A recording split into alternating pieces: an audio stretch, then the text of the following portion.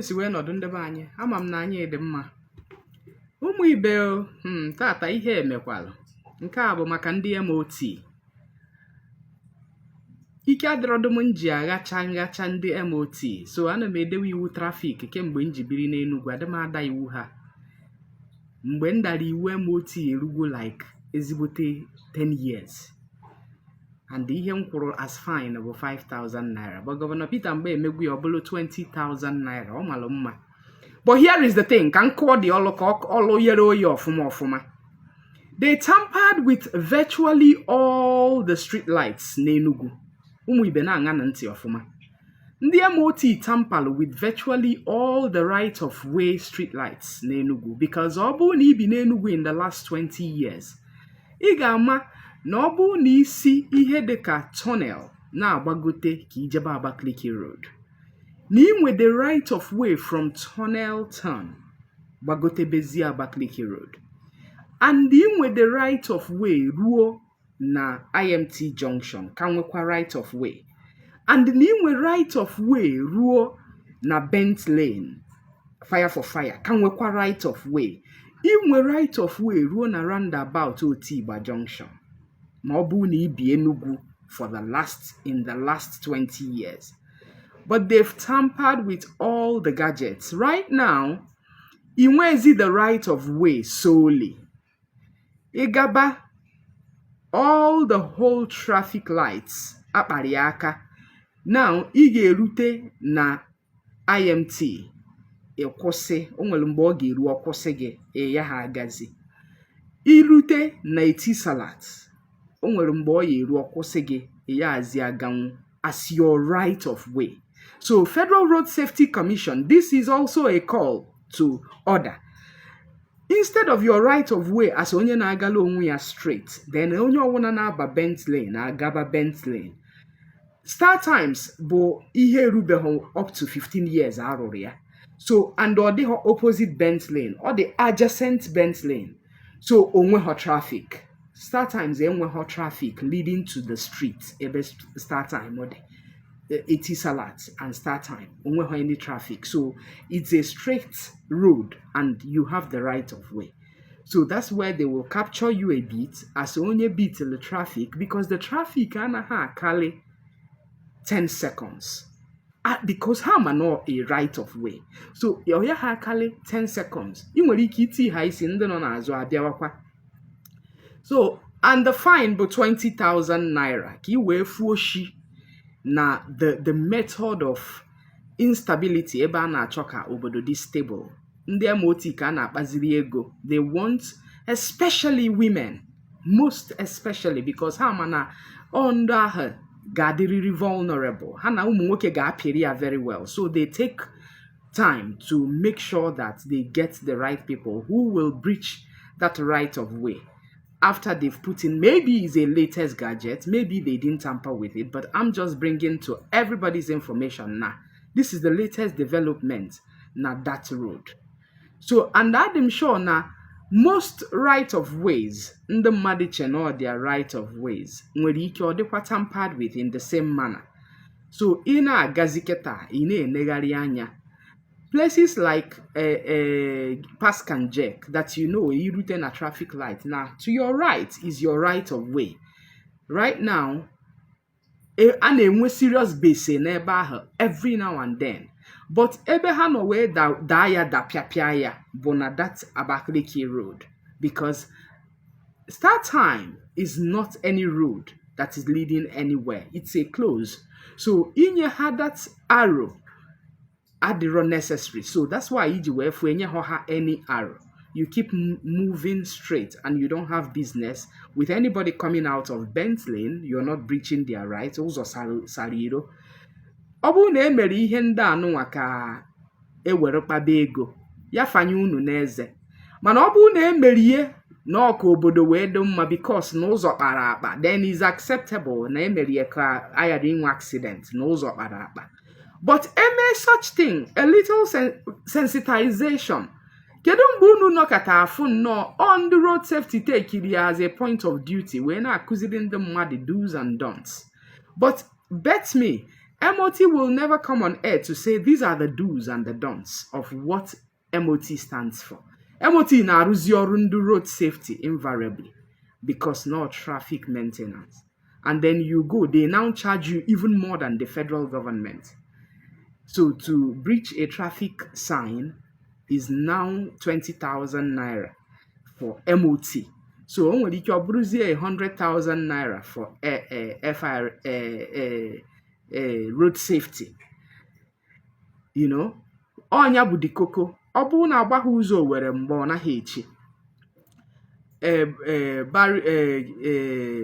Dr. Ozor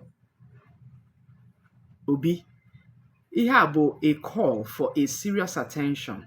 People need to understand what their rights of ways are, so that ka ghara ije chụba mmadụ n'ọhịa ebe ọ na-agbalụ ndị MOT ọsọ. So na anatanwuru m ego tata nwere ike aya ha anatanwu ya onye ọzọ echi, o nwere ike unu ejekwa ya onye ọ na-eme ka ọ na-eme unu. And then the modalities for cutting people across to impound their vehicle, there should be proper orientation there. Maka unu na accost mmadụ ka ya sị na onye ahụ bụ onye ohi. There is nothing wrong with flagging someone down instead of that modalities of ịbanye n'iru mmadụ while in motion. Unu afụbeda binie onya me unu ka ji emie ofu mgbọsị onye isi na-anụ ọkụ were reverse na azụ were moto pịachanie unu ekwete na ọ na-eme. It's a bitter moment for me because I am gotten, but it's also a bitter moment because Omo bụ the last person nwere ike break a traffic rule. In all honesty, Omo bụ the last person nwere ike ịnọkata asị na break a traffic rule. Ibicha obodo oyibo nata ịghọta ihe o nyere. So ndị ghọtara ya and we quite know our rights of ways. So ọ bụrụ na unu na-achọ ime na enwere new orientation that people ought to know about, I think it's high time you educate people and sensitize people on the way and what you do. Ọ bụrụ na unu bụ traffic warders, we know. Ọ bụrụ na unu bụ ndị na-agba park ya wrongly, unu impound, we know. Ọ bụrụ na unu bụ road safety, then we also know. Ka anyị na ndị road safety kpazizi ọfụma ka anyị mara ọrụ nke ndị road safety. Ọsọsọ ine na akwụkwọ bụ ọrụ nke ndị road safety. Ọsọsọ i recover people when there is accident bụ sọsọ ọrụ ndị road safety. So ọnya bụcha ihe mechara tata. So my day wasn't quite beautiful. I don't know how your day was also, even though the day is still on. I will not say it was. I don't know how your day is going. Mine was rough. Mine wasn't nice because I had to pay when I'm not even in a haste. Nwe ebe m na-aga ka m jee chọọ fuel m na-agba na moto. Adịm eje school run abịa nneghe eje ọrụ. It was just 11 and I'm just driving slowly and quietly. Asizie m na ebitela m traffic rule by imago double crossing. That's even Obi map on its own and all the pathetic. It's not in line with best practices. Ọ bụ na unu chọọ unu na-capture the people very well. Tụ ahụ unu si kee ha ezigbo phone. Unu na-eme ọfụma.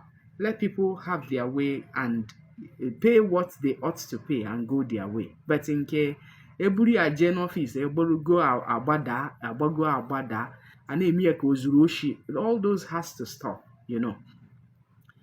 Ndị bayi onya bụ the latest koko. Ọ bụ na ị na-anya moto n'Enugu State, ị na-enegharị anya ọfụma iru ha na the traffic, be sure it's on the green light because they also need to catch people who are on the amber. Be sure no they onwe on the green light and go your way, and then hezueji onwe ha oshi, you know, instead of stealing by tricks. That road has been a straight arrow all the way. It's a long lane. And everything on the right mostly but are closed. So you won't anywhere leading to the right. Mobuni ma Abakaliki road from tunnel. Very, very well. About this also from tunnel, not from Holy Ghost. You have your right of way. You access bank. Your right like this. You have your right of way. That's the way it is. So in the by uche unu dia very, very well. Ego aha ha bịara iri nyafado ha n'eze. Ịghọtago? Nyafa ha n'eze ọfụma. Ọkwa ego ndị mmadụ ji azụ ụmụ ha, ego eji ha, ego afọrọ afọ ka a na-emere gọọmenti akaụntụ. Ndị gọọmenti kwesịrị ị na-eme ụmụ ibe mma anyị nwa na-emere gọọmenti akaụntụ mmadụ ịkpacha anya da iwu gọọmenti nsogbu adịọkwa ahụ si jide the person but nke na ịma na this thing you're doing is not the way it ought to be emebi ya eje tamper with the gadget emebi ya ka o wee bụrụ like na mmadụ ma ụma ada iwu ọ bụ mmadụ niile ma ụma ada iwu and I'm sorry na abụ m the last person nwere ike ịda iwu traffic ọsọkwa ya si na-eke ego ma ada ya adịm ada iwu traffic so that's what it is ndị be anyị all the latest development for ndị MOT ọzi ndị MOT ka a na-ayazi n'obodo ebe na ebe ọbụla ha jụziri eju anyị amazi the difference between ndị MOT na ndị agboro ije kịta anụnwa na paskanje ka ebe n'ebe ha na-egbu ama m ụmụ okorobịa niile nọ n'Enugu steeti ọ n'ime MOT ka ha wụbara bụrụzie ndị na-arụ ọrụ ma ndị oshi ma ndị ama m na MOT ka ha nọzi ọrụ nke ịfụrụ ọ na-akpụgharị okpiri akpụgharị ayọnụ ka onye ara na-awụ achọ onye ọ na-eme mpound moto ya so ụmụ ibe it's not a sweet thing that on a good day an expenses you didn't bargain for and as a good citizen just nọkata kwụwa ya for nothing and on a road that this road has constantly been like this maybe you didn't even know nothing gosiri na enwere any change. I was sure that was a straight arrow. I was so sure. Until he played the video, Mfuzia, this has been tampered with. Is that so? I was so sure that I passed when the arrow was on green. But he played the video and I realized na adakwara m iwu gọọmenti n'eziokwu. O wee bụrụ ihe ọdachi bụrụkwanụ ihe obi mgbawa. But asị m that William na egoghị ya n'efu. This thing is my right of way, and because you are infringing on this right of way of mine, you will bar government ego because na ha nyere unu target. Ihe ọma ego ya n'efu. Otu ego m si fuota nke ya n'efu. And otu ahụ nsi wee kwuo otu ahụ ka ọ ga-adị because akpara ihe ahụ aka. It's not been the way it is. Ọ bụghị otu ahụ ka ọ dị bụ mbụ. So ị na-anya moto na-anya keke. Ị na-enegharị anya na those traffic lights. They've been upgraded for real. They've been upgraded. So don't think that you have your right of way and you can just have your right of way and continue going. Right now, it's no longer your right of way. It's now MOT's right of way. They just wait for you and continue to video until they see you pass. Then they follow suit and then come and impound you like a bunch of thieves. Enweghị ihe ọbụla ịma ha na-achụ. O nwere nke ha kwadoro. In fact, the accident karị ime na that Utigba junction. Ebe n'ebe a karị igbu because ọ karị igbu car jam car, another car jam car of the 3-in-1 because na ndị MOT na-achọ ndụ ha na-eburu eje eme akaụntụ n'ọfịs. Ọ dị mma, jisi n'ike. Mgbe na-adịghị anya anyị ga-abanye n'ọba nke ndị EEDC ka anyị wee marakwa ihe a na-akọ saịdị ọkụ. Afa m ka bụkwa Oziọma Ejiofọ na-asị unu ya mara unu mma ka mkpọọ egwu anyị na-chieta azụ ka anyị na-aga n'iru. Udo dịrị ndị be anyị.